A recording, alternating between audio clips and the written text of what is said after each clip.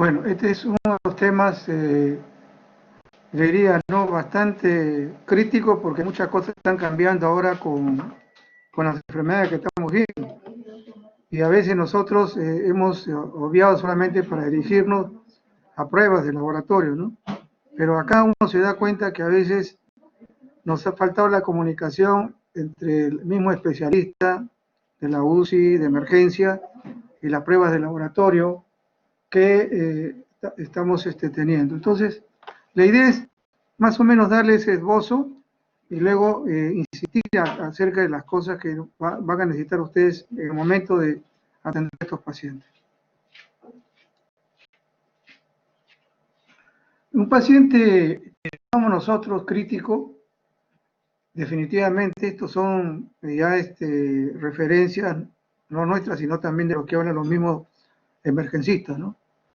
Que tiene una alteración funcional de uno o varios órganos, sistemas, y que pueden comprometer su supervivencia, evolución, inclusive acá, si es que hay una mortalidad. Hay pacientes que pueden tener también alteraciones agudas o reagudizadas, con daño, y a la alimentación orgánica hasta la muerte. Eso es lo que llamamos nosotros un paciente crítico.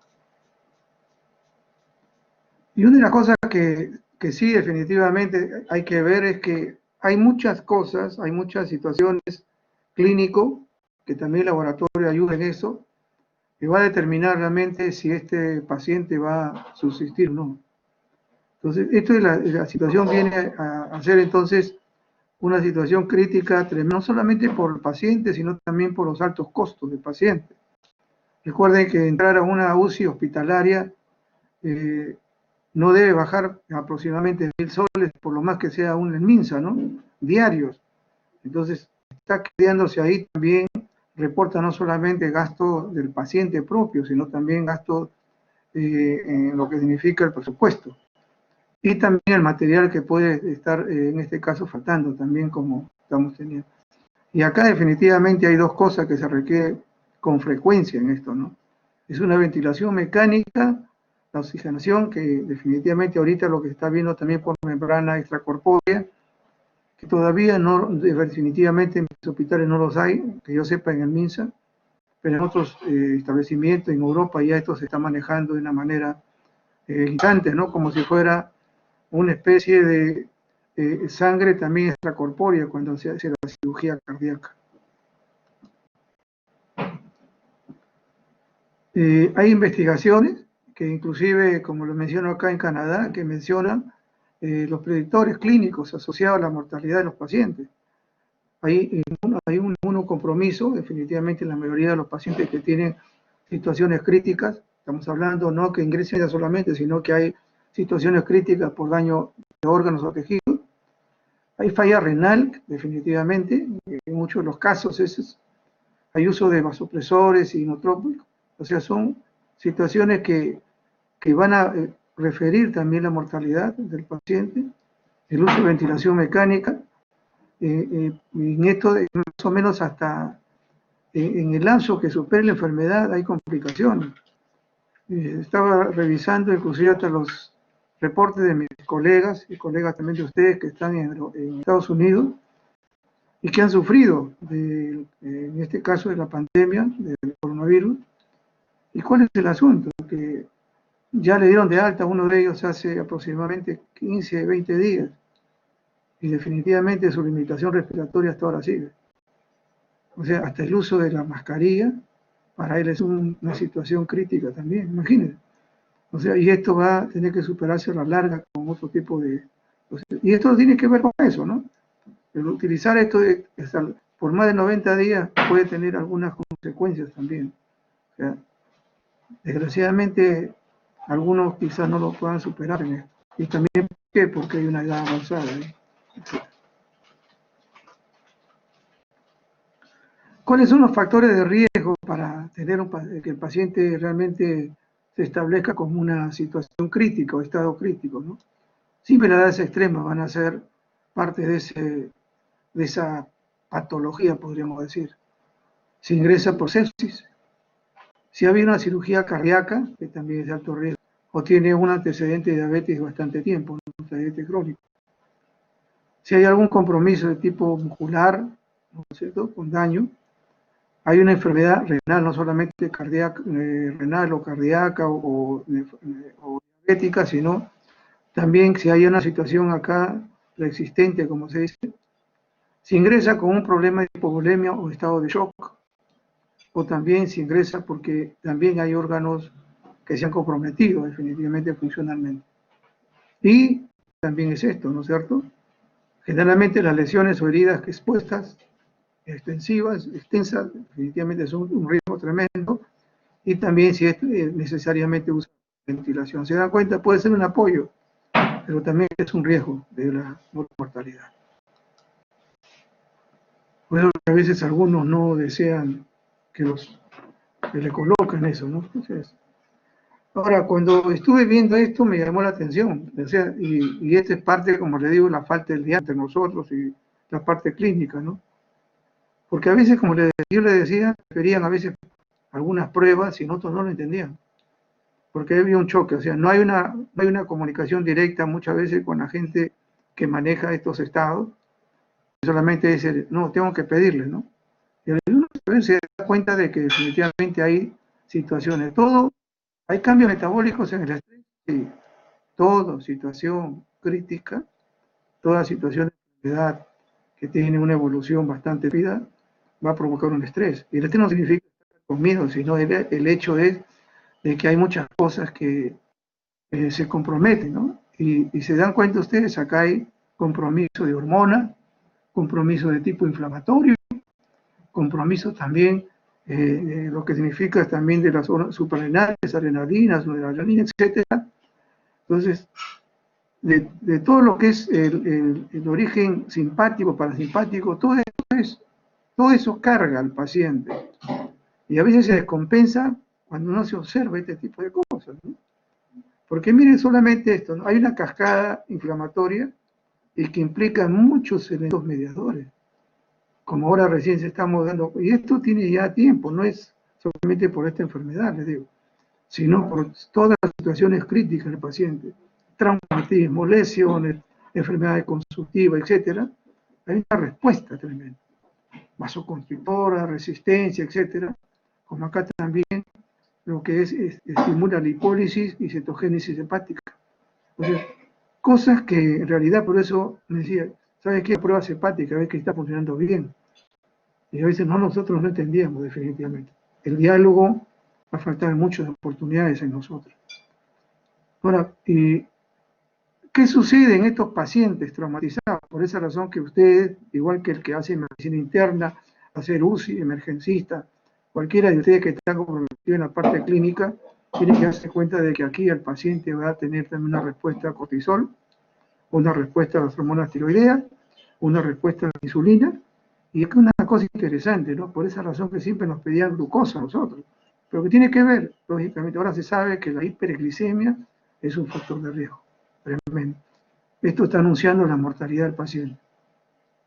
Y también hay compromisos de que estas hormonas de crecimiento también. O sea, te dan cuenta, todo un sinnúmero de cosas que tienen que ser vigiladas en estos casos de los pacientes, ¿no?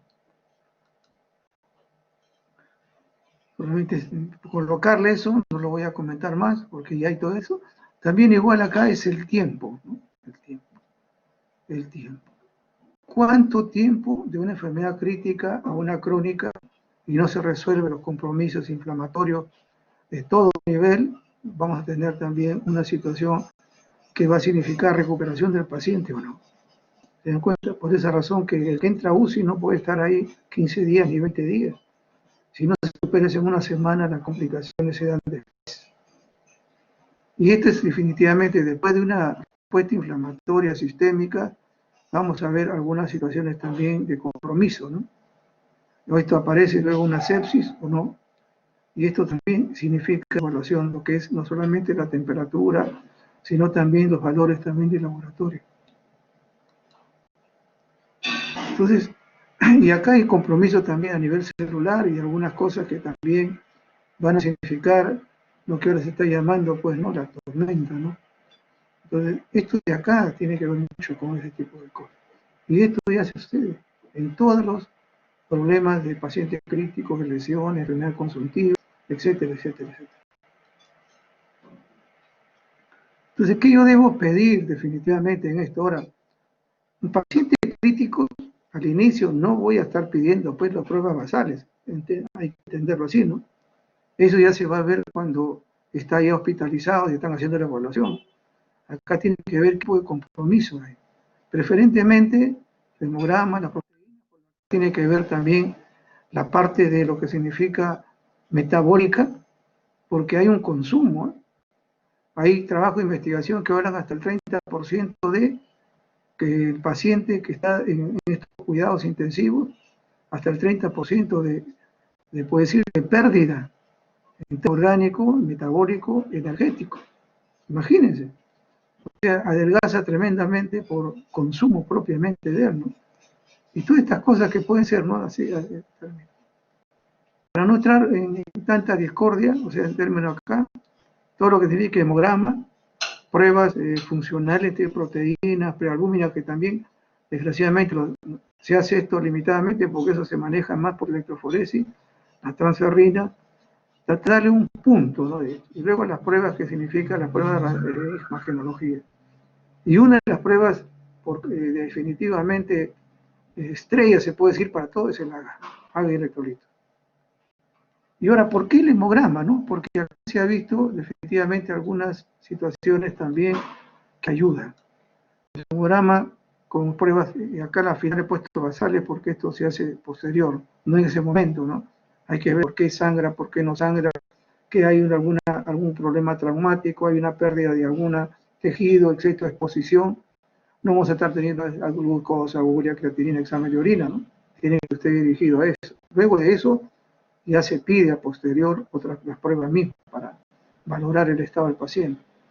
Pero el hemograma, por ejemplo, ¿qué particularidades tiene, ¿no? Y esto. Si hay linfocitosis mayor de 1500, deficiencia, moderado o aquel déficit grave. Y esto no solamente porque tiene un problema de sepsis, ¿no? Sino también otros elementos. Igual que acá, hay albúmina porque definitivamente va a haber alguna pérdida. Recuerden las heridas extensas, etcétera. Va a haber pérdida. Entonces necesito yo saber también esto. ¿Ok?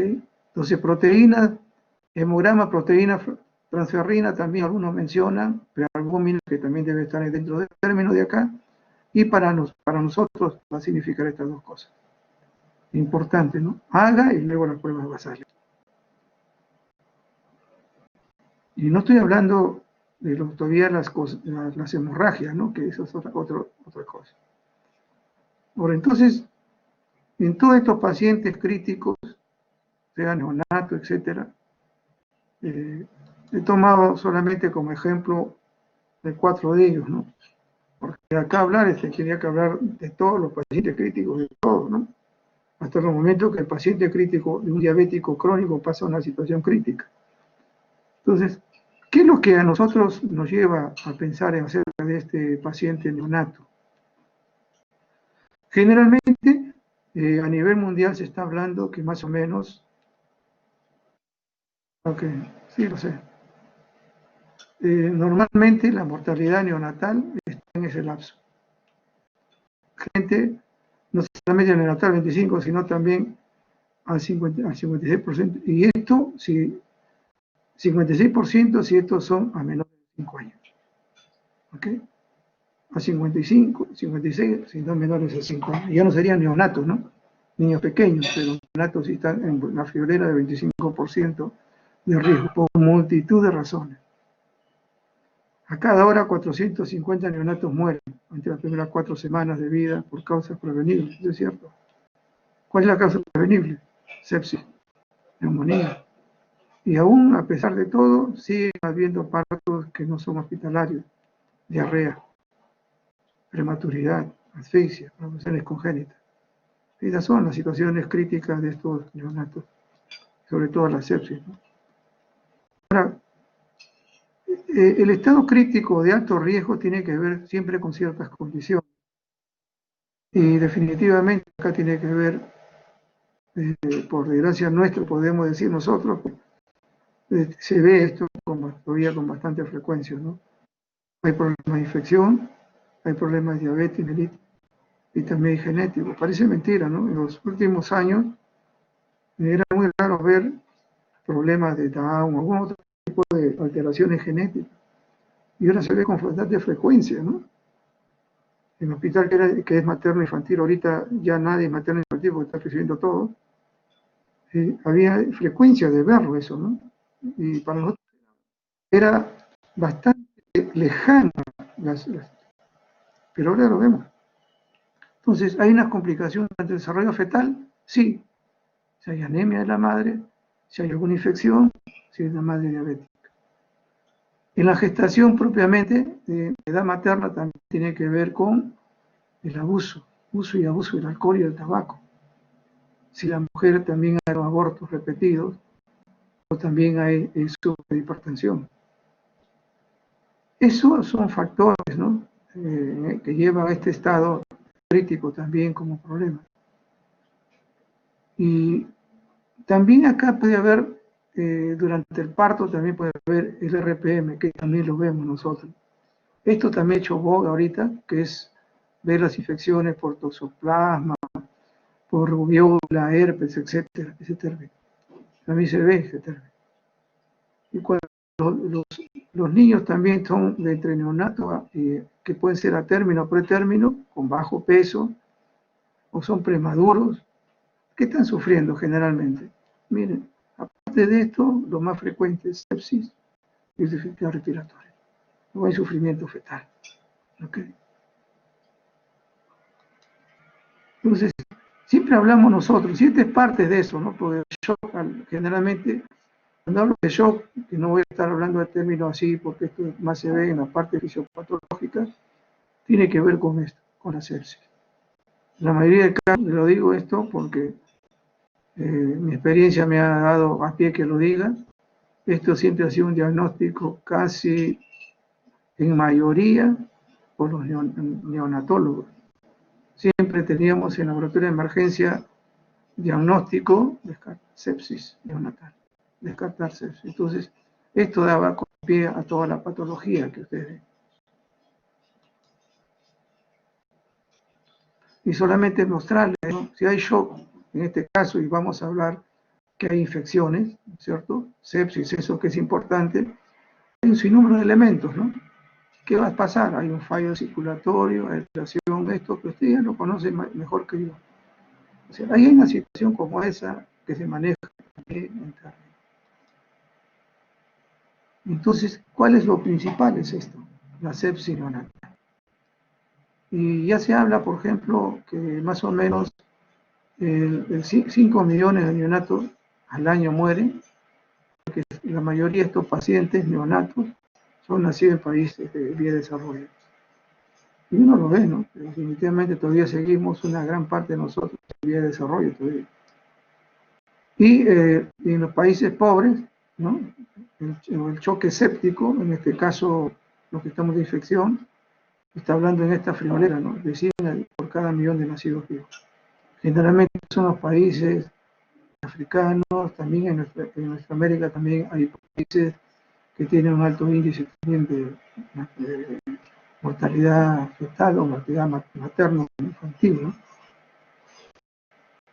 Es la incidencia de encontrarlo, estos gérmenes. Pero cuando esto ocurre dentro del nosocomio, frecuentemente encuentran esto.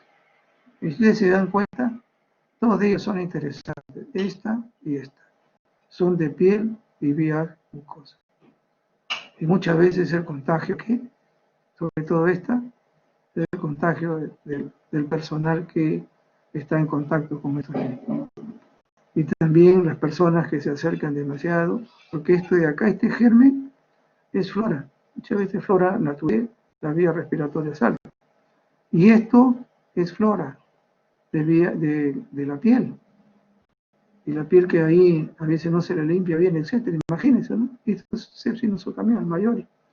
Luego la pseudomonas, pues, que es parte de nuestra vida ya rutinaria de hospitales, de todo, ¿no? Definitivamente.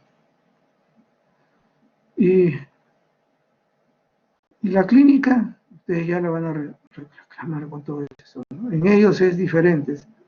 letargia, fiebre, hipotermia, etcétera, distensión abdominal, son cosas que ustedes las hacen más que yo. Hay una sepsis neonatal precoz estos días, la transmisión es vertical y aparece en las 24 horas de forma severa, ¿no? Menos de 24 horas severa. Todas las infecciones de los niños en el neonato son severas para mí, de verdad. No, a veces no resisten una infección ni las 24 horas. Y cuando es tardía, a los 7 días, que puede ser también vertical, a veces hasta la lactancia, y patógenos, en este caso nosocomiales, como he visto, ¿no? Y las medidas que provocan diarrea o infección urinaria. Del SIRS convertida en sepsis es muy frecuente, de una reacción inflamatoria sistémica a esto, ¿no? Y tiene que ver con esto, ¿no? Fiebre, taquicardia y el hemograma. Podemos ver nosotros una leucocitosis y una leucopenia. Y se dice que de esto de acá, más o menos el 10%, o sea, como una división izquierda se puede decir, son formas inmaduras. Y podemos verlo, o sea, nosotros hemos visto acá casos, por ejemplo, inmaduros, mielocito, promielocito, etcétera. Entonces son elementos y algunos bastones que todavía no se han determinado, sino neutrofilia en términos, también manejamos nosotros ese tipo de cosas. Y lógicamente dentro del laboratorio también es que los cultivos son positivos. Y acá puede ser urinario, coprocultivo, hemocultivo o cultivo también del cordón, ¿no? Entonces ahí vemos nosotros eso. Y definitivamente cuando estamos hablando que este neonato está entrando en una falla multiorgánica, hipotensión, frecuencia cardíaca, ¿no? El CO2, la hiperuricemia y la creatinina mayor de 2. Entonces acá hay 1, 2, 3 elementos de laboratorio que me va a decir que este paciente ha entrado en una falla multiorgánica, hablando de neonato. Y acá hay otras pruebas complementarias que se hacen, ¿no? Principalmente en caso de este asunto séptico, tipo de CTR, hay electrolito. Antes no se hacía, y esto ha sido, ahora ya es boga, es una rutina entre hacerlo. Recuerden que estos niños con la justa son medio mililitro de sangre que hay que sacarle, ¿no? Es una lucha tremenda. Ahorita hay material para eso, y ya el médico lo pide constantemente, ¿no? Por esta situación séptica. Entonces, yo he subrayado, todos son importantes, ¿no? Pero el neonatólogo a veces va a ciertas cosas para determinar no diría urgencia, ¿no? Sino que no se transforme esto pues, de un crítico a una situación de mortalidad inmediata. Tu PCR de cajón, haga electrolito. Si hay una situación de inicio, se va a utilizar esto, arrecutivo. El amniótico, etcétera, el cordón, todo eso se va a utilizar. El hemograma, como es parte también, hemos visto leucopenia y leucocitosis, ¿no es cierto? Un examen de orina de todas maneras, y esto porque va a significar también consumo, y esto también va a significar un problema séptico. O sea, dentro de eso son las variables más frecuentes que se solicitan, ¿no? Y aparte la radiografía que también ve el médico que también lo solicita, por alguna área que supuestamente está comprometida. La otra dificultad también que se ve, no diría raro, sino con cierta frecuencia, también es la dificultad respiratoria por déficit surfactante, ¿no? Supuestamente ya la síntesis debe darse durante este lapso de semana de gestación. Aquí definitivamente hay un déficit, el proceso es un proceso agudo dentro de las 24 horas, ¿ok? Y casi todos los problemas orgánicos de los neonatos va a significar esto. Porque de verdad no creo que subsista las 48 horas de un neonato, ¿no? En términos. Si en las 24 horas no se soluciona, no se le da el tratamiento adecuado, no tiene la situación de espera como los adultos. Es muy lábil en términos. ¿Cuáles son los factores para este problema también de dificultad respiratoria? Prematuridad menos 35 semanas. Y lo estoy remarcando, por si acaso. Diabetes materna, también se dan cuenta, esta es una enfermedad que definitivamente va a tener que trabajarse mucho para poder, ¿cómo diría?, hacer un preventivo, ¿no? Porque esta enfermedad está haciendo mucho daño a todo nivel, a nosotros mismos, como también hacia todo nuestro entorno muchas veces. Y esto es una situación inmunológica para muchos de los médicos. Y la otra factor también es la preeclampsia. La otra puede ver, ¿no? Pero estoy remarcando lo que se ve con mayor frecuencia. Y esto es importante, ¿no? Usted recibe el neonato y lo van a hacer y tiene un puntaje, ¿no? De 0 hasta 2. Según esto estamos viendo nosotros que hay una dificultad. Entonces, si uno dice, no, bueno, usted tiene su puntaje en la cual con la justa tiene pues 1, 2 o 3, qué sé yo, ¿no? Eso ya de la calificación de cada punto. Entonces uno diría, pues, voy a tener un problema respiratorio. ¿Qué le tomas? Uno ya sabe del cajón que debe tomarle algo que es importante, ¿no es cierto? El AGA. Pues. ¿Okay? Y dentro de los gases arteriales del neonato, porque también hay del adulto, vemos que hay algunas particularidades, ¿no es cierto? Acá hay lo que es del neonato, sus valores, y cuando hay problema respiratorio. pH menos de 7.20. Crítico. Tienen ustedes también el PCO2, está arriba, el oxígeno, menos de 55, ¿no es cierto? Y la saturación, menos de 85.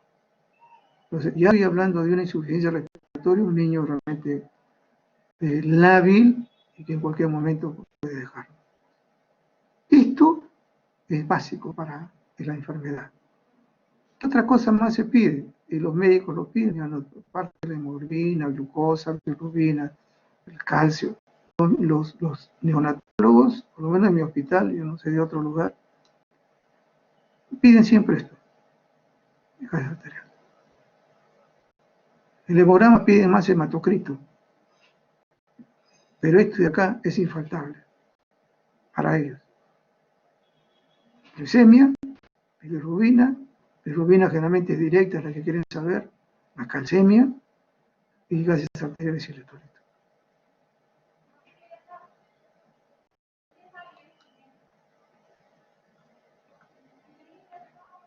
Entonces ya hemos quedado nosotros ahí que en el paciente séptico, el neonato, y también el paciente con problemas respiratorios, el neonato.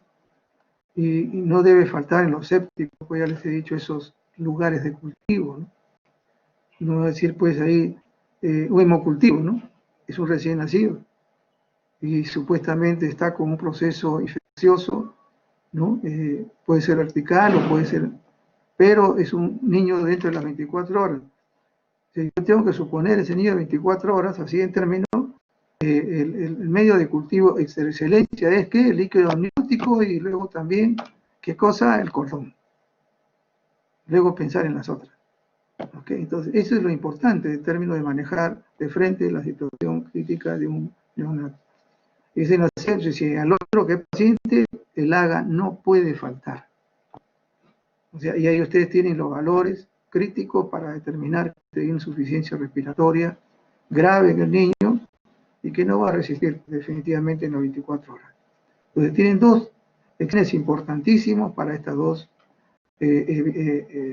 como diría, patologías dentro de la frecuencia.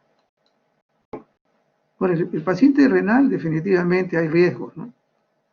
Ahora, podemos compensarlo, todo lo que podemos decir nosotros, pero hay factores. Mayores de 60, hipertensión, diabetes, la obesidad, dislipidemia, tabaquismo, enfermedad cardiovascular, imagínense, antecedentes familiares de enfermedades también renales, si ha sido trasplantado, si hay una situación también de masa renal ahí también, igual, reducida, en términos del riñón, si tiene una filtración glomerular que está en este lapso, ¿no es cierto?, que también está bastante descendida, enfermedades autoinmunes, definitivamente, infecciones sistémicas, imagínense todo lo que hay. Entonces, uno cuando hace su historia también, ¿no? Cuando nosotros vemos a un paciente, se dan cuenta ustedes, el clínico tiene que saber toditita la situación, cómo viene un paciente. no puede decir solamente el problema sino es cómo viene. Y esto va a ayudar mucho a tener alguna significancia para ver el manejo. Ese es para ustedes. Pero ¿qué hay con laboratorio? Cuando yo veo que un paciente con insuficiencia va al deterioro ya funcional, miren, urea mayor de 20 miligramos que aumenta por día. Una creatinina mayor de 1 miligramo que también puede aumentar por día. O sea, estamos acá, oye, acá le saqué 1, ahora tiene 3, ahí tiene 4. Está sufriendo, hay un problema ahí, ¿no? Entonces, se está viendo de que ese riñón se está descompensando. También acá podemos ver también los electrolitos, ¿no? Porque en términos de ellos también se pueden usar los electrolitos aparte. Sodio, potasio, cloro, todo eso se puede utilizar. Y acá hay algunas situaciones también, ¿no es cierto? Y esto también valorando que hay, por alguna razón también hay un aumento, ¿no? Este potasio, ¿no? Que esto puede llegar también. Y esto también hay que valorarlo. Un paciente renal hay que saber qué tipo de sangre hay que darle, qué tiempo de sangre. A veces decimos, nosotros que en banco hacemos, damos la sangre, pues, la más antigua, se puede decir, ¿no? No la que está mala, sino la más antigua. Pero esto, cuando vemos un paciente renal, el médico dice paciente renal. ¿Okay? Entonces, estos pacientes no pueden recibir sangre que tengan, pues, 10 días ni 15 días. ¿Eh? Porque normalmente, cada día se destruye matías. Y esos matías están eliminando potasio. Y ese potasio está en la sangre que le van a dar al paciente. Y si yo le doy una sangre, pues, de 20 días, a ese paciente lo va a convertir en un potasio 8 o 9. ¿Y qué va a suceder en esto? Entonces, ¿cuál es el criterio también del clínico? De colocar ahí el diagnóstico. Paciente con problema renal agudo, crónico, con estas condiciones. Entonces, nosotros no sabemos. Nos piden solamente una unidad de sangre y punto, ¿no? Entonces, valora esta situación, entonces hay que darle sangre en menos de una semana. Igual que el neonato. Al neonato no le puedes dar una sangre que tenga 4 o 5 días porque es igual. Un problema de esto también lo mata a un neonato. Entonces, no, generalmente al neonato se le da sangre de 1 o 2 días, así, de término. Y los otros que no tienen ninguna dolencia, pueden manejar su riñón, pueden tener una bulimia, no hay problema de otro tipo de sangre que tenga más días. Eso también son situaciones que a veces a nosotros nos falta el diálogo en términos. ¿Qué se va a pedir en estos pacientes también? Esto es básico, ¿no? Porque tiene que ver que generalmente en estos pacientes con problemas renales tienen acidosis metabólica, porque hay un sinnúmero de elementos, ¿no es cierto?, que no se sabe manejar. Entonces ya tenemos nosotros tanto lo que es el nivel de urea, creatinina, los electrolitos AGA, hipocalcemia. Ustedes ya saben que hay un problema con esto.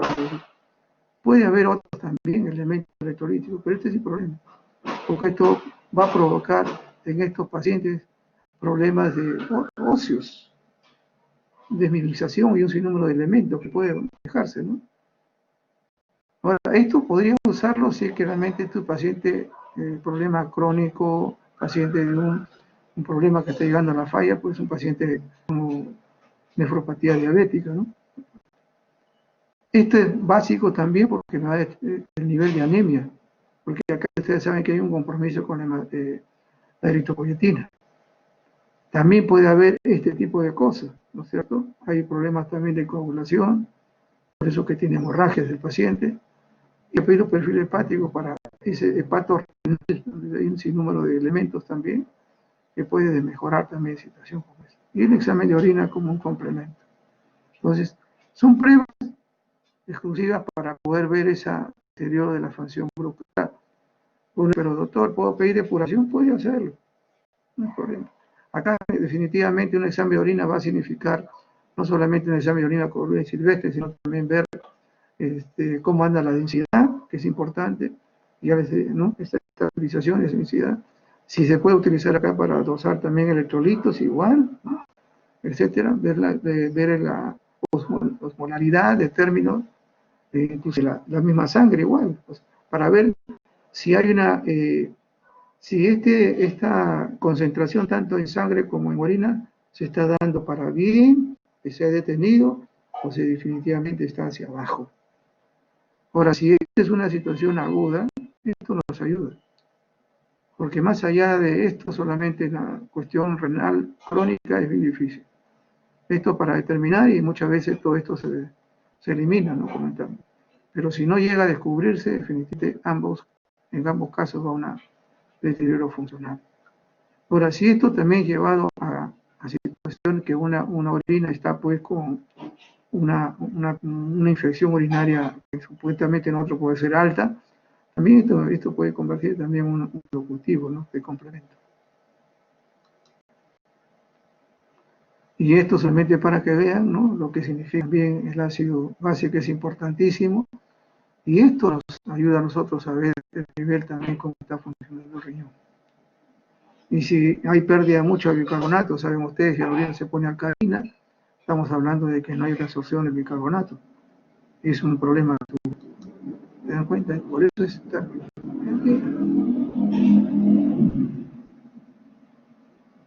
Y si no hay problema de hidrogenión y bicarbonato, pero sigue la acidosis metabólica, eso tiene que ver con otro tipo de ácido. Uno de ellos es el ácido láctico, que ya también se dosa. O sea, el ácido láctico también se dosa como parte de los elementos en el AGA. Actualmente ya se hace ácido, se hace calcio, se hace glucosa en el mismo AGA, también se hace ácido láctico, y eso ayuda mucho. En este caso, los mismos neonatólogos también, igual que los médicos de UCI, piden eso, porque ya tenemos ahí la presencia de ácido láctico. Entonces, si está aumentado, estamos hablando de un anion gap pues, mayor, ¿no es cierto?, crítico. Ya no se debe al sodio, al potasio, sino se debe a los elementos ácidos diferentes, ¿no? Otro tipo de cuerpos. Antes se adivinaba, ahorita ya se sabe. Entonces, tienen ustedes del neonato, tienen de los pacientes que pueden llegar a una descompensación definitivamente, y hay que valorar. De todas maneras, acá es un AGA, electrolitos, su potasio, etcétera. Ver el hemograma que hemos mencionado también en términos, ver la creatinina, ¿no? Cómo está evolucionando día a día, igual que la urea. Entonces, eso de ahí está, y luego los compromisos tanto de la anemia, el compromiso de coagulación, etcétera, que eso nos ayuda a tener un esbozo grande. Si eso comienza a extenderse a mayor, definitivamente estamos entrando. Ahora, aparecen otros elementos, ya definitivamente estamos hablando de una situación sistémica grave al paciente, y no lo va a superar. De enfermedad hipertensiva, que también es algo frecuente, como les decía, mi hospital es, hasta hace poco era materno infantil, ahora ya no es. No, ya no es. Hay dos causas de muerte por embarazo, que esto es ya algo conocidazo, ¿no? Hemorragia y también los síndromes convulsivos o hipertensivos que llamamos nosotros, ¿no? Preeclampsia, eclampsia y síndrome de Herd. Y vemos ustedes acá que hay algunos elementos que nos ayudan a nosotros a decir esto es leve y esto es grave, ¿no es cierto? Tanto lo que es la presión y también las proteínas.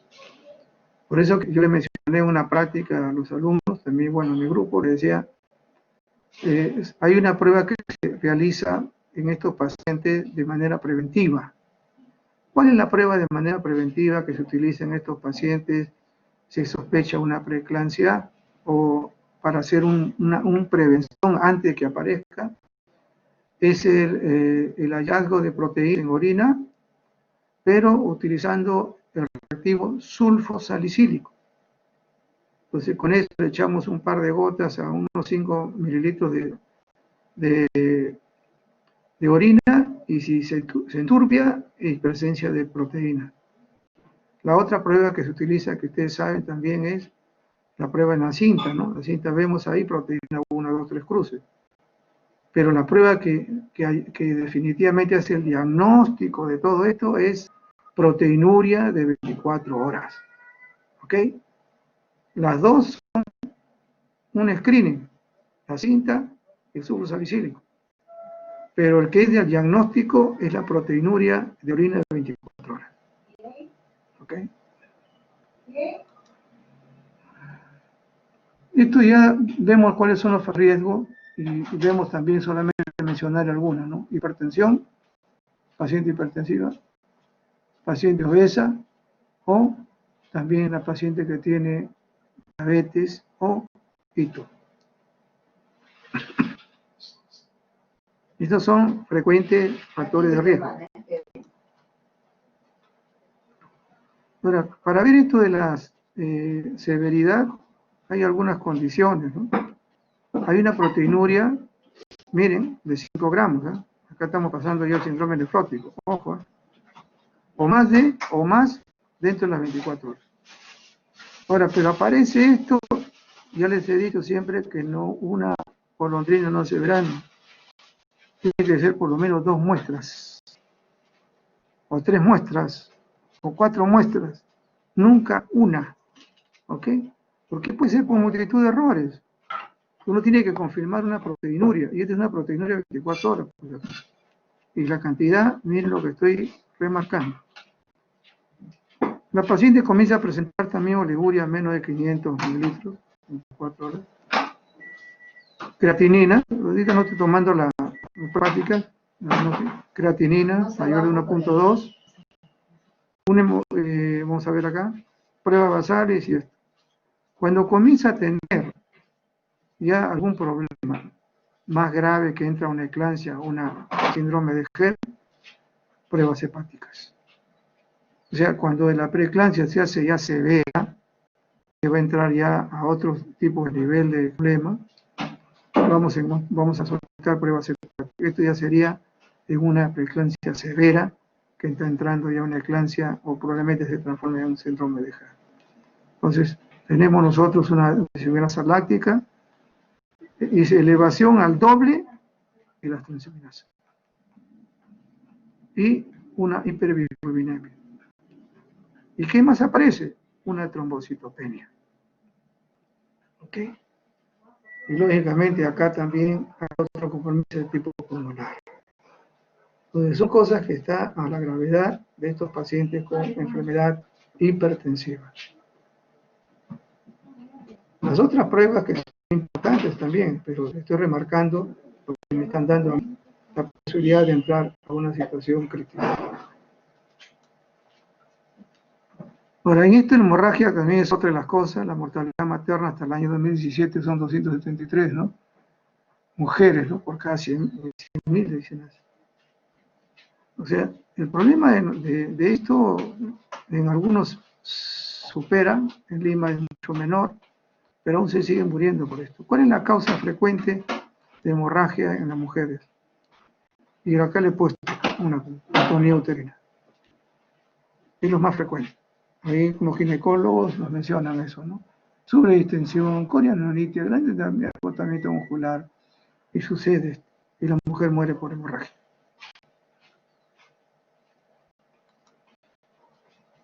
Ahora, ¿qué cosa hacer? Principalmente esto. Ustedes ven que una mujer está con hemorragia, no van a esperar pues hacer pruebas basales, ¿no? Se va a tomar, pero primero tiene que ver cuánto ha perdido. Anemia. Y tengo que pedir esto, por si acaso. Grupo sanguíneo RH, prueba de compatibilidad vital y solicitud de la sangre compatible. Porque es una hemorragia. Luego el resto va a venir ya por su ritmo, se puede ser, ¿no? Pero esto de acá es crítico. ¿Okay? En estas pacientes con ese problema. Usted tiene que solucionar la hemorragia, primeramente. Solucionar la descompensación de la mujer y luego ya tomar las otras alternativas, ¿no? ¿Por qué razón ha venido? Etcétera, etcétera. Muchas veces estas mujeres terminan en una histerectomía, ¿no es cierto? Entonces, por ese problema que no pueden solucionar. Y esto, por último, es el paciente politraumatizado. Me estoy demorando mucho. Acá, ¿qué tiene que verse? Ustedes ya conocen que hay una situación de escena acá, ¿no? No lo voy a comentar, esto lo pueden leer con tranquilidad. Acá también saben ustedes que tiene que ver con el ABCD, ya no es OBC, sino ABCD, ¿no? Que hay cosas que hay que hacer también. A, B, me parece que acá he repetido, A, B, C, D, E, la exposición, acá debe ser D. Entonces, eso tienen que hacerlo definitivamente, ¿no? Y acá definitivamente es hablar de todo. ¿Por qué? Porque generalmente los pacientes politraumatizados, pacientes netamente quirúrgicos, hay que valorar esto. Y esto significa su hemograma, grupo sanguíneo, prueba de compatibilidad y solicitar sangre. Solucionar el problema. Luego viene el resto ya, de dónde ha venido, si ha sido torácico, si ha sido de la pierna, si ha sido de la cabeza, etcétera, es otra cosa. Pero esto es lo importante. Y ahí hice un número, se puede ser puesto el hemograma, todo esto de acá. Y esto porque generalmente los traumatismos tienen que ver con los problemas respiratorios. Porque ver cómo anda la perfusión y esa cosa es importantísimo, ¿no? Luego el resto de pruebas que puede agregarse también. Como los cultivos de la zona expuesta, el lactato si es una situación que también llega a una sepsis, examen de orina también para ver el volumen. Pero estas de aquí, si no se solicitan, estamos definitivamente descompensando al paciente. Y conclusiones. Hay que evitar siempre esta triada que he remarcado aquí: acidosis, coagulopatía e hipotermia. Estas tres son causa de muerte. La coagulopatía asociada con mayor mortalidad. Menor de 37 grados, alteración de la coagulación. La acidosis aumenta el ácido láctico, alteración también de la coagulación. Y aquí definitivamente la utilización siempre va a ser de concentrados de glóbulos rojos o plasma fresco. Congelado o plaquetas, nunca entregarle volumen que sea innecesario a un paciente, porque esto va a permitirnos también tener los factores de coagulación cuando estos fallen. ¿Ok? Creo que hasta ahí nomás. Voy a empezar con las otras, ojalá me dé el tiempo suficiente. ¿Ya? Hasta ahí nomás esto. Te digo, si estuviera en la sala es más rápido sacarlo, ¿no? Pero acá hay que bajar uno por uno, porque si no todo eso es... A ver, vamos a ver algo que lo hice muy poco, ¿no? Vamos a empezar mejor del problema renal.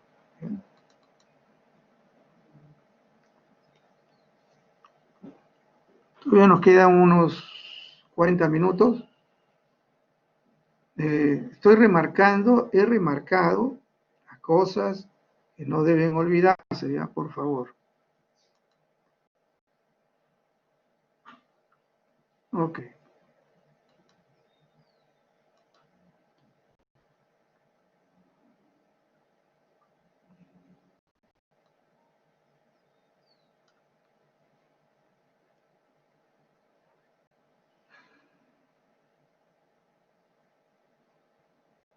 Dice, paciente que viene pues después de un atropello, ¿no es cierto? Ustedes ya al ABCD ya más o menos tienen el esquema, porque eso en todas las medicinas se menciona eso. Y ¿dónde ha sido el golpe? En la cabeza, ¿dónde ha sido el golpe? En tórax, etcétera. Entonces uno tiene que darse cuenta, pues si es en el tórax, aparato respiratorio. De todas maneras, hay un golpe ahí, va a haber una situación hemorrágica y también compromiso respiratorio. Entonces, si hay eso, yo ya estoy imaginando mi sangre y ver cómo anda el aparato respiratorio. El aparato respiratorio significa, pues, el H, el electrolito.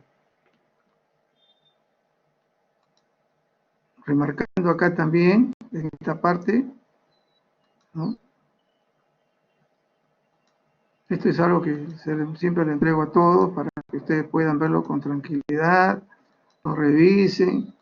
Todo eso lo van a hacer. ¿Cuál es la función básica? Ustedes hacen eliminación, mantenimiento de homeostasis, el pH, regulación de producción eritropoyetina, ¿te das cuenta? Y la vitamina D.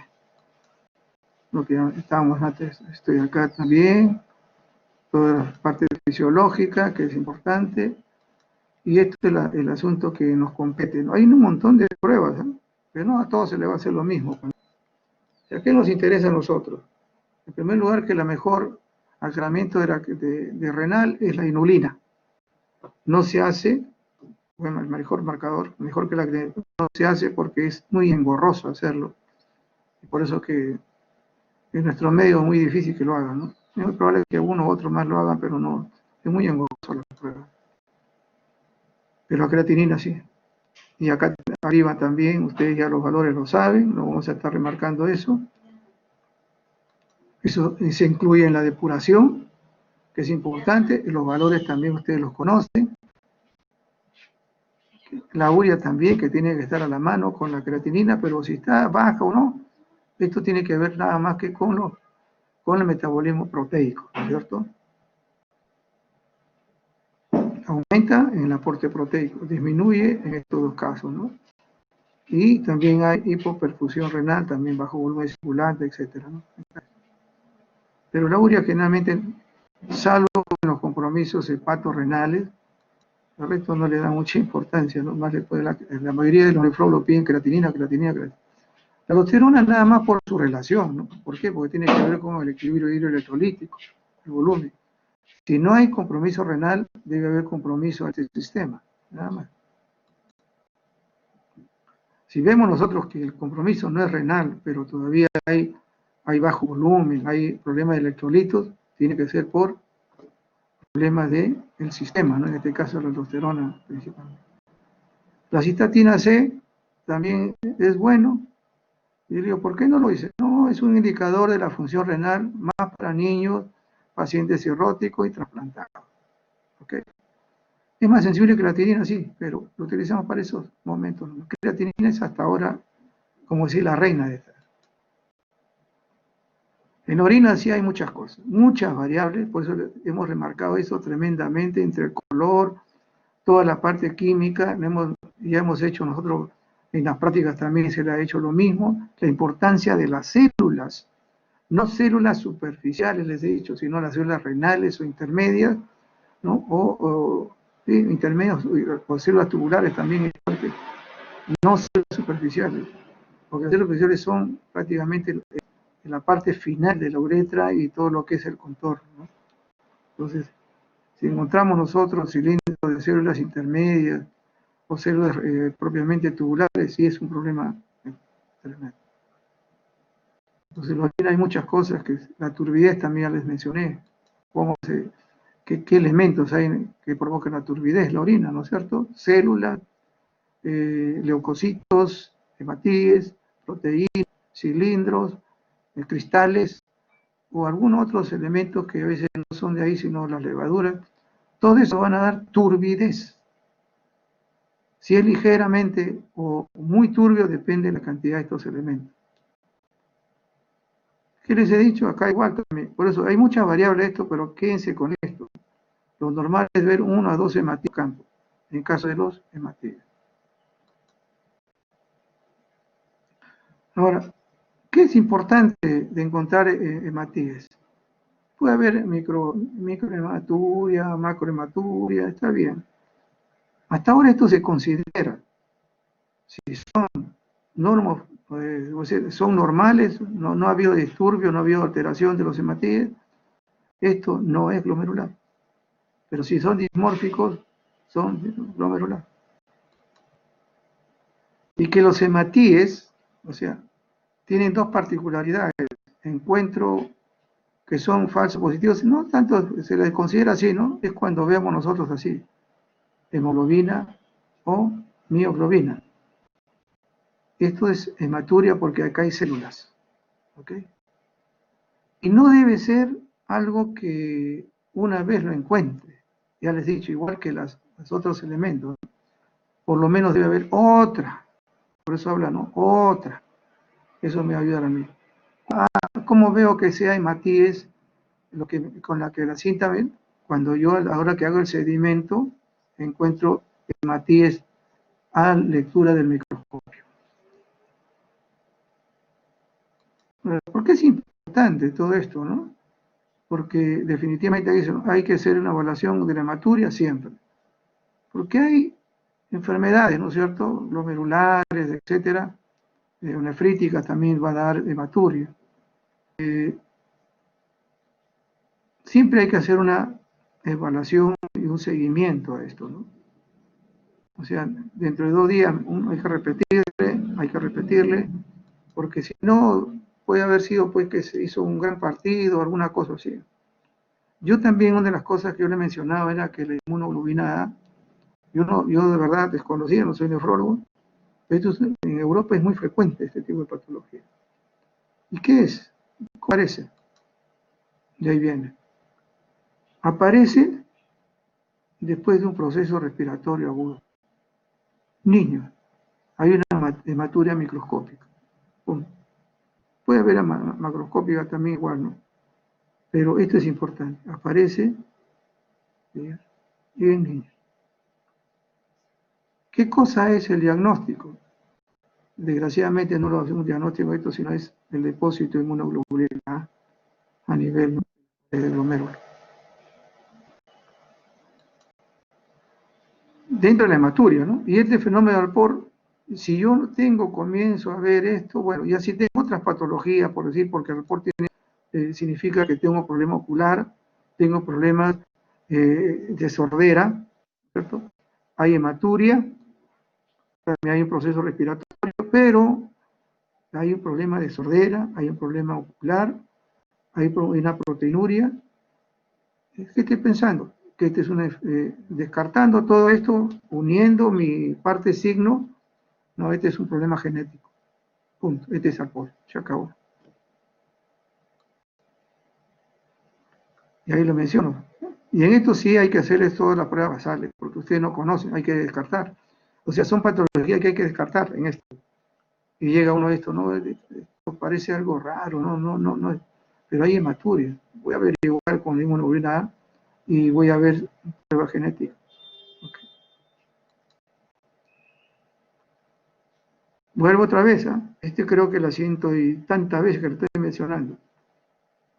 Cuando hablamos de proteínas, es esta cantidad.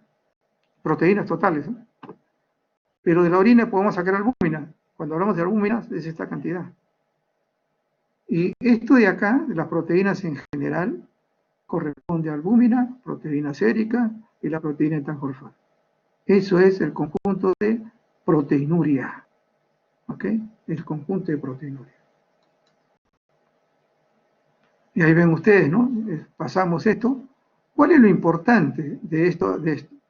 Definitivamente que esto nos está hablando de un problema ya de lesión, pero vamos a ver la última parte que es interesante. A ver. Ya sabemos nosotros que tenemos un rango de proteína. ¿Ya? Podemos usarla por cinta reactiva, podemos con el otro, pero la proteína de 24 horas es vital. ¿Cuál es lo importante actualmente en las proteínas? Ya no como proteinuria que podemos mejorar, porque el nefrólogo va a pedir otra cosa. ¿Qué pide el nefrólogo para ver una lesión propiamente que está apareciendo ahí y quiere ver la lesión propia del glomerular? Las microalbuminurias, la prueba. La microalbuminuria debe tener menos de 30 miligramos en 24 horas. Pero cuando una microalbuminuria tiene mayor de 30 miligramos en 4 horas, generalmente está pensando en dos patologías el médico. Es un paciente diabético o hipertenso. Y esta microalbuminuria es un factor de riesgo de insuficiencia renal terminal. Sí. ¿Saben por qué? Porque si comienza a aumentar, nosotros ahí en el hospital han habido pacientes que tienen hasta 1000. O sea, su riñón está perforado. Ese caballero o señorita o persona ahí con 1000 y pasa esto, ya es un riñón que debe ir a una, no solamente una diálisis, sino un trasplante. Entonces, esta microalbuminuria mayor de 30 miligramos por 24 horas en estos pacientes me está dando sobrevida.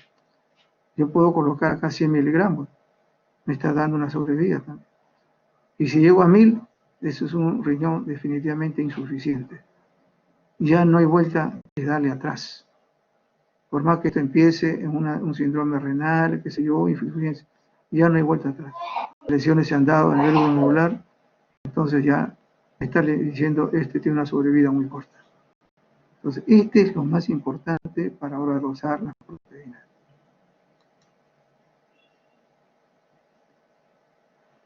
Hay que ver esto, ¿no es cierto? Y eso ya lo hemos dicho, proteinuria. Esto es lo que le decía yo del sulfuro salicílico. Y acá lo que le menciono nuevamente, precoz del daño vascular glomerular. Y esta es la prueba que se utiliza para la lesión tubular, la beta-2 globulina, ¿ok? De tipo tubular. Los nefrólogos lo están pidiendo mucho eso actualmente, para ver si hay lesión. El síndrome nefrótico usted ya lo conoce más que yo.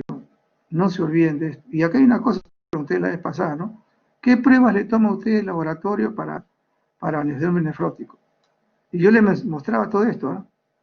Ah, ya, proteína 24, muy bien.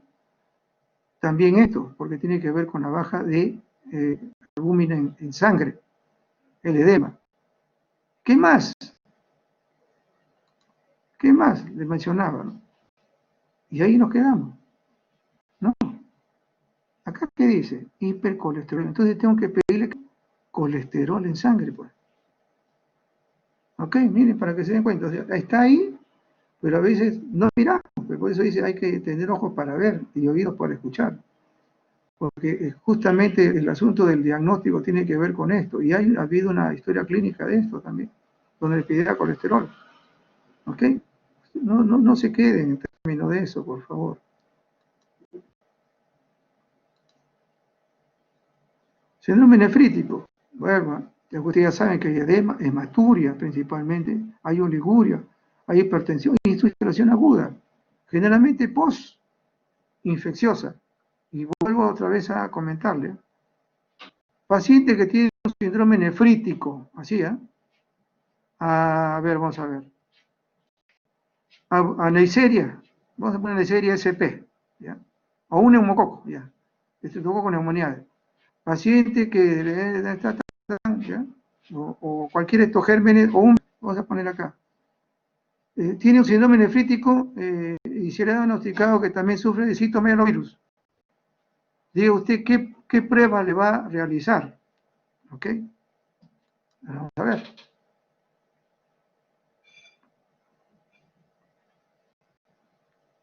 Y pongo esto yo en su pregunta y seguro me lo marca. Este ASO, aparte de todas las pruebas que ustedes deben de pedirle, como ya están ahí, están mencionando la hematuria. Si es hematuria, ustedes saben que tiene que verlo en un examen de orina, ¿cierto? Si hay, en este caso, un germen que está ocasionando eso pues una hematitis post cualquier virus, esto solamente es post-estreptocosis. No es una prueba que se utilice para un citomegalovirus o para un hongo, o para un parásito, o para otro tipo de germen. Esto es para el estreptococo. ¿Ok? Pero no se me vaya a equivocar después las cosas. Entonces, y acá hay que ver la serología, sí, porque a ver, si no es por estreptococo, voy a averiguar, pero me dicen que este paciente parece que tiene cita, entonces le vuelvo a pedir, doctor, serología, cita. Este es una nefritis post citomegalovirus. ¿Me encuentra? Igualito da nefritis, igual da todo la hematuria, todas esas cosas, pero el diagnóstico es otro tipo de germen.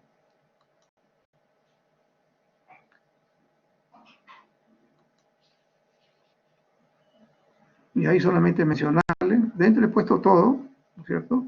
Porque también puede ser un lupus o cualquier otra enfermedad. Serología he puesto acá, se dan cuenta. Serología significa los virus, otro tipo de gérmenes que también pueden ser. Porque la Neisseria también está comprometida eso. La insuficiencia renal aguda, ustedes ya saben de que es eh, a veces no se ve al comienzo, a veces es obstructiva, etcétera. Pero ¿qué es el trasfondo de todo eso, no? ¿Qué cosa voy a pedir acá? Yo pido todas las pruebas. Pruebas basales porque ahí definitivamente no sé si tiene por esto, otro. Yo pido su hemograma, glucosa, urea, creatinina. Pido también si algunos componentes también que puede significar lupus, también insuficiencia. Examen de orina, todo. ¿No es cierto? Le pido todo. Haga electrolitos, también le pido porque también puede llegar a una acidosis metabólica, etcétera. O sea, le pido todo. Ahí está. Glucosa, urea, depuraciones de creatinina, proteína de 24 horas. Le pido todo. Y luego le pido imagenología porque generalmente lo que hay un agudo siempre es, entre comillas, la mayoría de casos es obstructivo. ¿Okay? ¿Qué es la diferencia con crónica? Ya les he mencionado muchas veces, ¿no? De hecho, la diferencia tiene que ver aparte de que también esto también puede ser llevado por una diabetes, en una crónica la diferencia va a ser la anemia, el hemograma, la eritropoyetina, ¿no es cierto? Y el calcio. Porque las otras pruebas son iguales. O sea, todo eso va a ser iguales. Pero estas tres cosas no están, hay TB, porque hay problema de coagulación y hay hemorragia digestiva. ¿Se dan cuenta? Entonces, eso cambia la situación de una aguda a una crónica.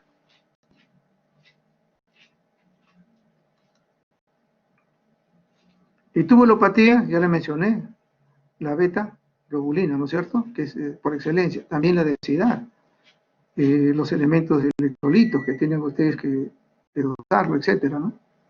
Eso es lo importante, porque la mayoría de los problemas tubulares, hay muchos problemas de tipo genético, no lo voy a mencionar. Pero ¿cómo lo puedo hallar? Electrolitos, o sea, excreción, podemos decir, todos los electrolitos se dan cuenta, tanto en sangre como en orina. Pues quiero ver si hay esas cosas que se pierden o no se pierden.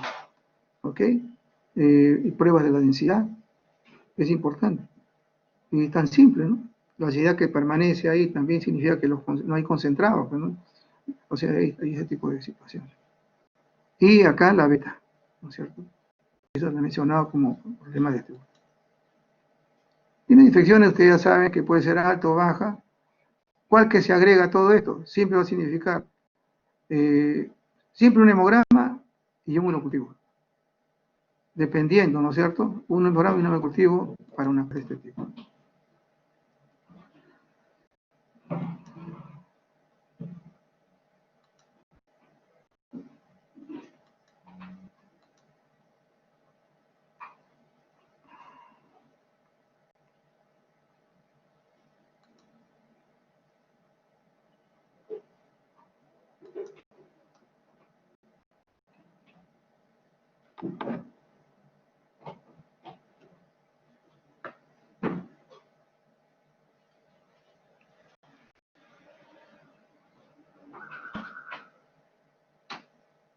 Hay que tener un poco de... Pues ya nos faltan unos minutos más. Ya nos falta poco. Uno y la otra es coronario.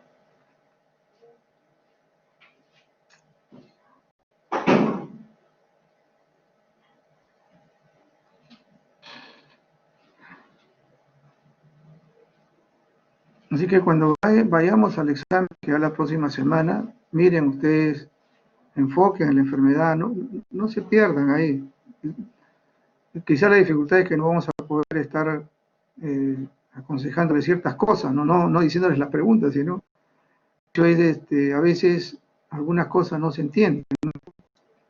A veces somos un poco extranjeros a veces para eso. ¿Qué es lo importante de esto? Ya les he dicho, son las pruebas. La situación de ver a un paciente, de ver qué cosa, yo sé las funciones del hígado, ya lo saben, todo eso es lo que es bioquímica, etcétera. Las pruebas de función, las transaminasas. ¿Cuál es lo importante de todo esto? Y siempre se lo estoy comentando, ¿no? Es justamente esto de acá. Esto ya son como una especie de algoritmos, se puede decir, ¿no? Que esto de acá definitivamente ayude. O sea, no voy a decir, con esto ya es esta enfermedad. Jamás en la medicina es el 100%, tan así. Pero sí esta es una sospecha, ¿no? Entonces debe determinar. Cuando ustedes tengan esta variable -1, -4, etcétera, esto sí tienen que conocerlo. Esto sí tienen que conocerlo. Eso ya definitivamente. Y esto lo que van a ustedes ver cuando ya hay una falla totalmente no renal y necrosis masiva. ¿Qué más importante? Cuando las transaminasas comienzan a bajar a límites normales y el que sube la deshidrogenasa láctica. Esto está refiriéndose a una necrosis masiva, el conocido síndrome de alarma de Schmidt. ¿Se dan cuenta? Cuando ustedes encuentren marcadores virológicos negativos, hepatitis A, B, C, hay que descartar que esto no sea causa por tóxicos o medicamentos. ¿Qué sucede? Les he dicho, hepatitis A, generalmente, ¿qué cosa se pide? Serología, así es el término que usamos nosotros, ¿eh? Serología, ¿no? Vemos nosotros a veces hepatitis A total, y también vemos que una transaminasa es el que más sube en las hepatitis, la que ver. Llega a 1000, 2000, llega, es terrible, luego baja. ¿Ok? Acá se pide hepatitis A. Hay un cuadrito por ahí. Igual acá la hepatitis B, antígeno de superficie o antígeno australiano es lo mismo, por si acaso. Es lo mismo. Esto de la ictericia, o sea, de la coluria sobre todo así oscuro, aparece antes de la ictericia. Eso lo vemos nosotros en el examen de orina. Este es el epsilon, acá está. Antígeno de superficie es el marcador importante en la etapa aguda, como en la crónica. El combinado de marcadores nos va a predecir si es aguda, crónica o está resuelta. ¿Y cómo se dice que está curado un paciente? Cuando le pides antígeno de superficie. O sea, y el anticuerpo ha bloqueado el antígeno. Este antígeno de superficie o antígeno australiano es lo mismo. El hepatitis A también nosotros pedimos antígeno, bueno, se pide actualmente antígeno de superficie, hepatitis A, ¿no? Un anti-hepatitis C. Esto de acá son pruebas de biología molecular, eso solamente se hace para bancos. Y este está lo que yo he mencionado. Esto es lo que se pide generalmente.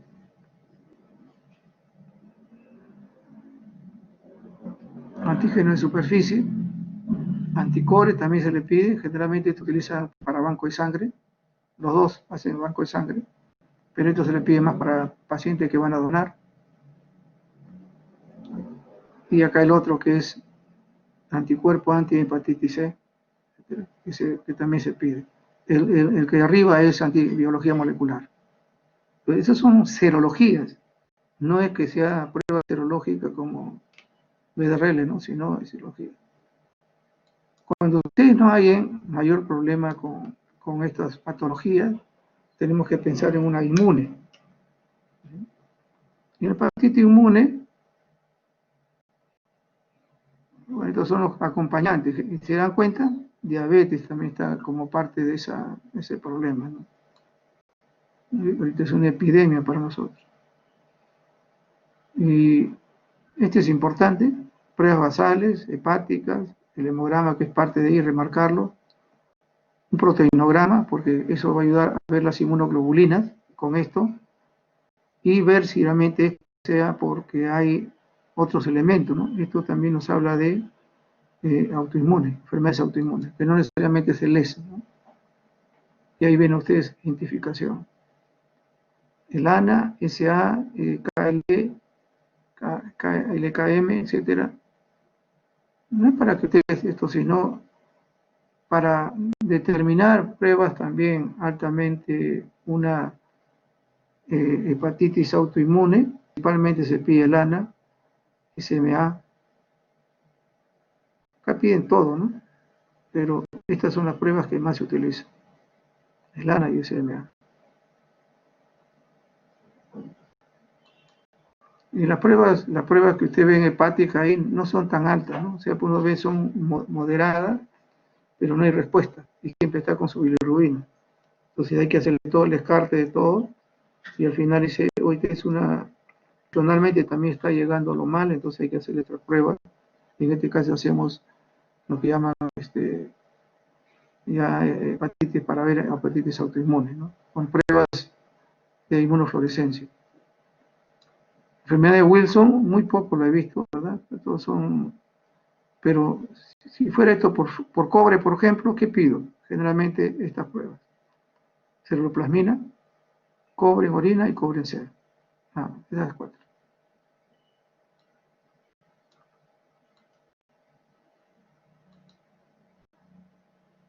Si es una hemocromatosis, que acá tiene que ver con problemas dérmicos, etcétera, es una situación genética también. Generalmente tengo que ver con el hierro. Hemocromatosis tengo que ver los niveles de hierro, la saturación y la ferritina. Bueno, ya cuando soy ya más, como es genético, hay que ver su situación genética. Pero a veces esto se queda hasta el final porque no se hace con rutina, pero esto sí se puede ver. Esto se puede ver. Ya, Roger.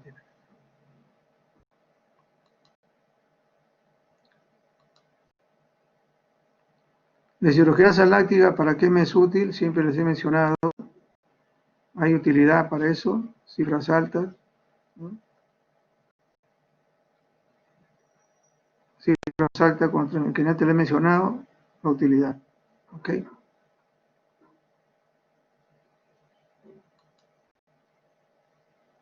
La bilirrubina, acción excretoria. La directa aparece en orina, la indirecta no aparece en orina, pero la bilirrubina tiene que ver muchas veces con esas ictericias hemolíticas, ¿no?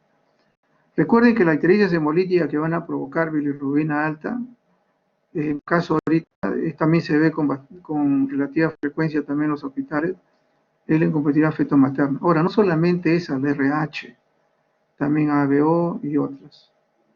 Hay, no sé si acá le he puesto, acá está. Ahí provoca hemólisis, hay bilirrubina indirecta, etcétera. Son sistemas, DAF, KEL, todas estas variantes, ¿no? No solamente la A, B, O RH, también hay otros que pueden, son 43 antígenos que producen enfermedad hemolítica. Lo van a ver usted dentro de las 6 horas postparto y hace una investigación de sangre de cordón. Siempre se va a ver esto, ¿no? Grupo, de todas maneras.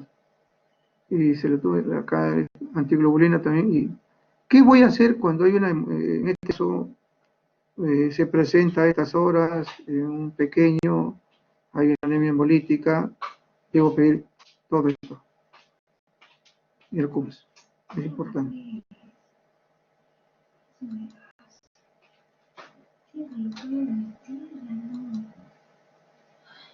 Del CUMS.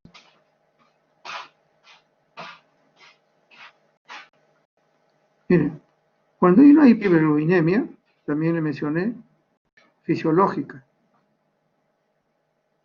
Cuando es el octavo día, una hiperbilirubinemia, atresia biliar o cuadro hepático. Entonces, por esa razón que se va a pedir siempre lo mismo. ¿Okay? Porque también puede significar también hasta una sepsis. Entonces decía, el médico siempre no le pide esto. Le pide.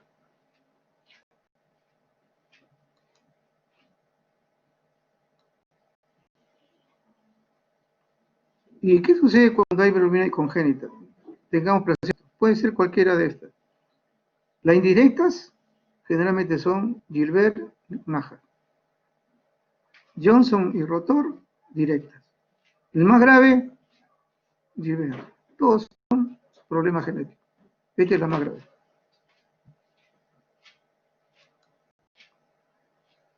Eso significa que la bilirrubina puede subir y no encontrar respuesta, ¿no? Como decía, el tratamiento, ni siquiera con la fototerapia. La fosfatasa alcalina, mejor indicador de obstrucción, aparece antes de que aparezca la ictericia. Y esto es interesante, miren. Aumenta en lactantes a valores mayor de 400, ictericia del conducto biliar. Eso lo pedían cirujano pediatra. La gama con el resto de esto significa esto. La gama con fosfatasa alcalina mayor de 5, esa diferencia, hepatopatía alcohólica.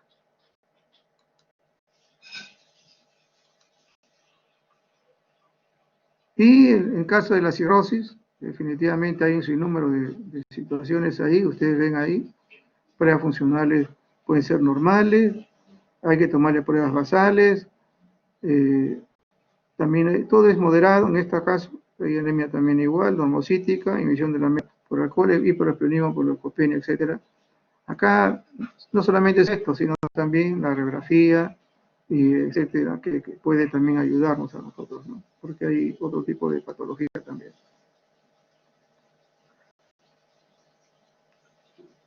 El tipo de protrombina, ¿para qué nos utilizamos nosotros? Porque esto es funcional. Esto nos ayuda a nosotros también en esto, tanto la cirrosis como la insuficiencia hepática. Y el alfa, ¿Para qué? Generalmente esto tiene que ver hay patologías también, ¿no es cierto? Hay enfermedad hepática crónica, EPOC, cáncer primario, etcétera. Hay que valorar pacientes con enfermedad hepática sin historia de alcoholismo, hepatitis viral, etcétera, cirrosis, qué sé yo. Es decir, ¿por qué está pasando? ¿Por qué hay este problema a nivel hepático, no? Porque hay un déficit de este tipo. Por esto, ¿cómo se dosa? Definitivamente solamente por electroforesis. No vamos a ver eso, pero hay una enfermedad hepática crónica, constante, molestia, una hepatitis que no se marca en tanto, que puede estar relacionado también con una obstrucción, ¿no? Un EPOC, etcétera. O puede ser, entonces, hay que determinar también que no sea una causa, ¿no? Y la última es esto, alfa-fetoproteína. ¿Para qué? Valores mayor de 500, hepatocarcinoma. Y para que vean ustedes, serología hepática, hepatitis vírica, ¿se dan cuenta? O sea, cuando digo serología, estamos hablando de descartar eso. ¿Okay? Entonces, esto ya lo he mencionado, así que no hay problema. ¿Ya? Y por último es el corazón. Nos quedan unos minutos.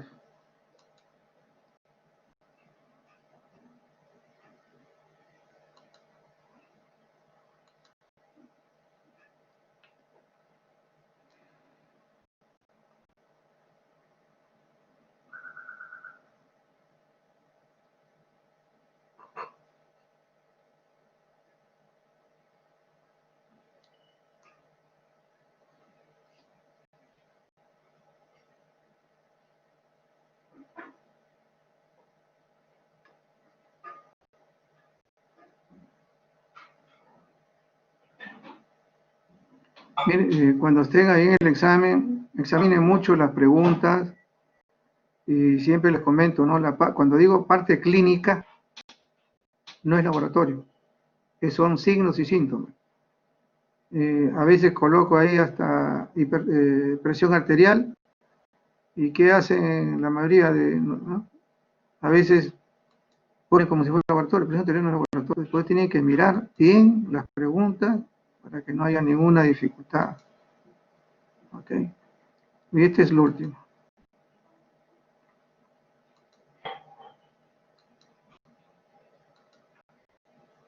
El síndrome coronario no solamente es infarto, también hay otros, ¿no?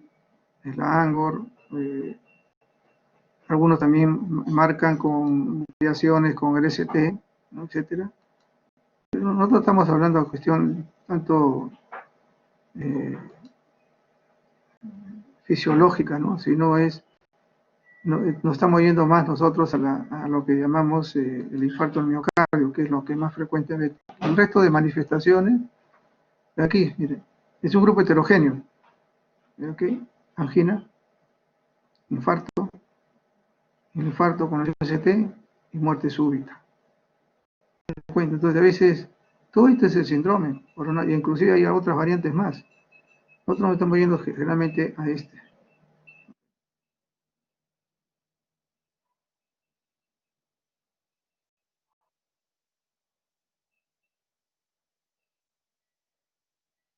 Quizás esta es una de las cosas, no diría sencilla, ¿no? Pero sí, ustedes ya conocen de los tiempos, el dolor, las manifestaciones, eso.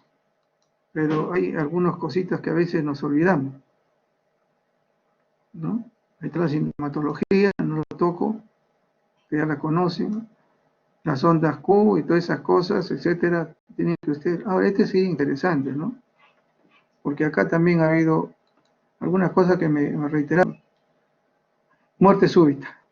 ¿Por qué muere? Fibrilación ventricular. Hay varios, ¿no? Síndrome de Brugada y un sinnúmero de cosas, que eso ya ustedes lo van a ver con tranquilidad. Previo a esto, para evitar, o sea, no es para que ustedes hagan el diagnóstico por si acaso, sino esto va a ayudar a que suceda esta, porque generalmente hay problemas de tipo eléctrico en esta situación eléctrica del corazón, como todo. ¿Qué cosa hubiera sido bueno como preventorio, preventivo o antes de esto? El péptido natriurético. ¿Ok? Algunos hablan de hasta el PCR, ¿eh? Ultrasensible. pero esto es preventivo, no para hacer la detección, por si acaso.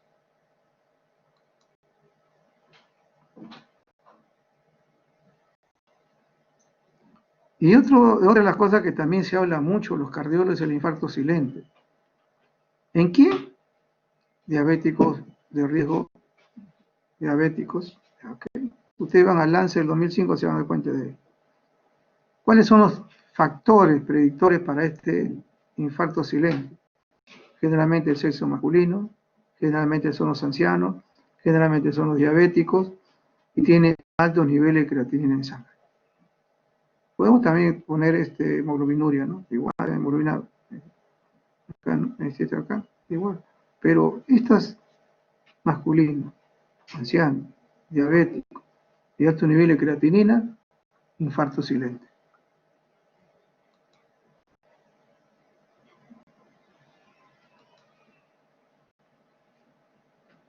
Ya ustedes conocen la troponina por excelencia. Ojo, a veces hay valores que ustedes tienen ahí que son variables, ¿no?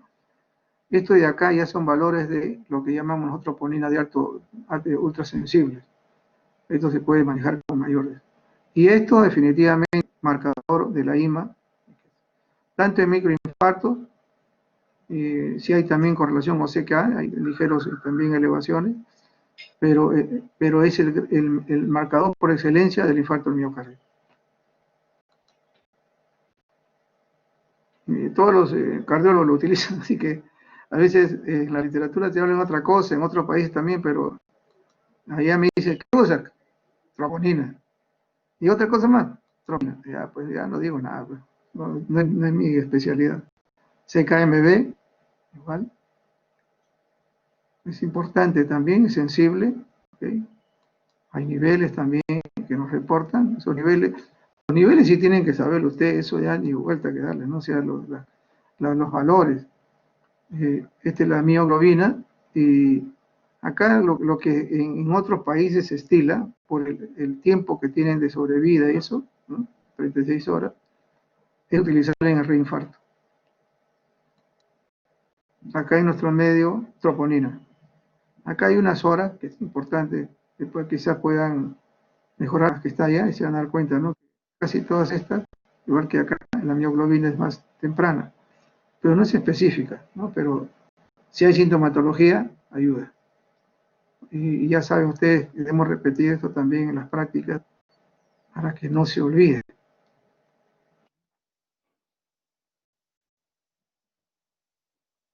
Estos son los que ya mencioné antes, pronóstico, natriurético y PCR. La cistatina todavía no se mucha boga, pero está incluida.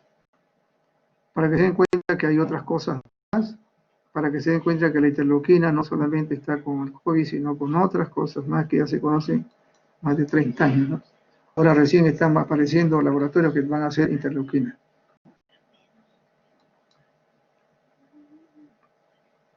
Este es el pecho natriurético, etcétera.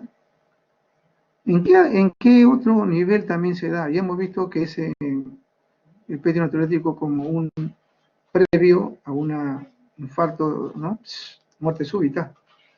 ¿En qué se utiliza frecuentemente? Insuficiencia cardíaca, infarto del miocardio para ver disfuncionalidad, en este caso ventricular, y como screening de supervivencia post-infarto también. Porque si hay una alteración muscular también, esto ayuda a veces.